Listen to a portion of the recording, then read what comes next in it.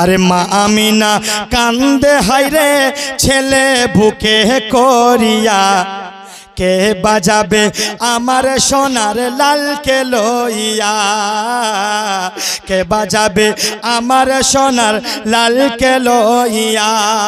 সমস্ত মহিলা যে আমার দয়ার নবীকে কোলে নিতেন, বাবা নাই আবার ফিরিয়ে দিতেন। তাই মা আমিনা বলছেন কি জানেন? মা আমিনা কান্দে হাইরে, মা আমিনা কান্দে হাইরে ছেলে বুকে করিয়া কে বাজাবে আমার সোনার লালকে লইয়া কে বাজাবে আমার সোনার লালকে লইয়া। অবশেষে মা আমিনা বলছেন আরে দিব না কাউকে, আরে লালন পালন করব নিজের হাতে। বলেন না সুবহানাল্লাহ। আরে দিব না কাউকে, লালন পালন করব আমি নিজের হাতে। আরে মা আমিনার দিলে বলে, মায়া আমিনার দিলে বলে নিব প্রাণ ভরিয়া কে বাজাবে আমার সোনার লালকে লইয়া কে বাজাবে আমার সোনার লালকে লইয়া।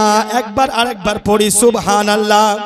আরেকবার মা আমিনা বলে আরে থাকতো যদি ছেলের পিতা, হাজার দুঃখ আসলে পরে লাগতো না ব্যথা। আমার সন্তানের পিতা আব্দুল্লাহ যদি থাকতো, হাজার কষ্ট হলে কষ্ট মনে হতো না। হযরতে আমিনা বলছেন থাকতো যদি ছেলের পিতা, আরে হাজার দুঃখ আসলে পরে লাগতো না ব্যথা। কোলে নিয়ে ফিরিয়ে দিল, কোলে নিয়ে ফিরিয়ে দিল গরিব ইতিম বলিয়া কে বাজাবে আমার সোনার লালকে লইয়া কে বাজাবে আমার সোনার লালকে লইয়া। দায়গুলো যতই এসেছিল তায়েফ নগর থেকে, তার শানে কবি বলছেন দাই যত এলো নগরে আমার শিশু নবীকে আদর করে। আরে দাই যত এলো নগরে আমার শিশু নবীকে আদর করে।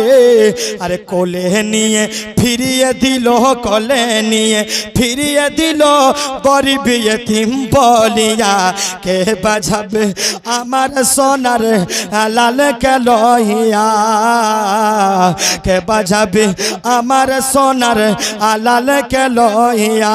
আমার সঙ্গে একবার পড়ি মা আমিনা কান্দে হাইরে, মায়া আমিনা।